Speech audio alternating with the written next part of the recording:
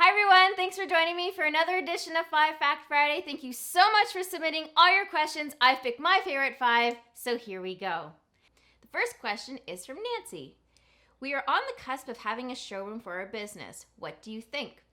Well, Nancy, in this day and age, everyone is so tech savvy and a lot of people go to the internet first, especially before going to a store and check out all the merchandise beforehand.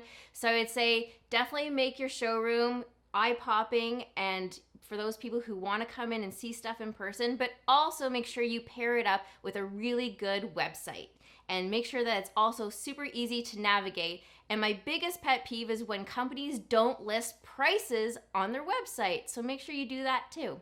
And the next question is from Doris. Will you be back on HGTV soon?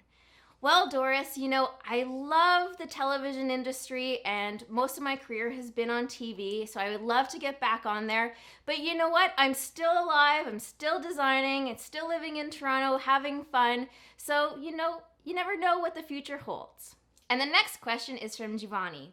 Any suggestions on how to do something creative with individually framed family pictures? Command strips won't stick to my concrete walls, and I was thinking about having some kind of wood involved in my project, but could still use some advice.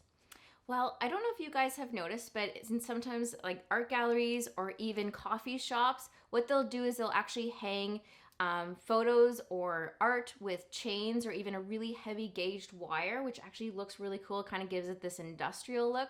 So you could even do something like that. So you're actually hanging everything from the ceiling. If you do kind of add wood, of course, you're going to be adding some weight. So you actually also have to keep that in mind too. So now, hanging gets a little bit trickier because now you have to keep this weight issue in mind as well. So if you do end up going into and drilling into the concrete, make sure that you're using really good concrete plugs that are meant for concrete, and also make sure that you're also using Tapcon screws to make sure that everything is in there secure and can actually withhold that weight. And the next question is from Melissa. I'm looking at redecorating a small home study. What tips should I keep in mind? Do you have any favorite small home study rooms that you've done in the past?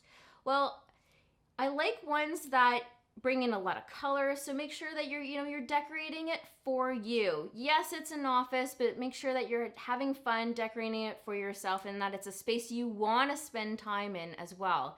So make sure that it has a lot of function, bring in also some life like picture frames and plants even, and make sure that you're also keeping in mind good lighting because you don't want to be squinting as well. You can have some overhead lighting, but then also have something like a lamp lighting so it's kind of like close to your face as well. And the last question is from Rory. What inspired you to become a designer? That question is really hard to answer just because I don't know at what point. I feel like it's always been a part of me to be creative and to be a designer. Life in general has inspired me, from my parents, traveling, restaurants, architecture, the cities that I've lived in, the friends that I have, their occupations inspire me too. I feed off of people constantly, and it's all of these things that have inspired me going and growing up to become a designer, but those are the exact same things that inspire me and drive me every single day to become an even better designer. So that's it for this week's edition of 5 Fact Friday. Thank you so much for submitting all your questions. Remember to continue following me on Instagram, Twitter, and Facebook, and subscribe to my new YouTube channel, Hey Desta, and I'll see you guys next week.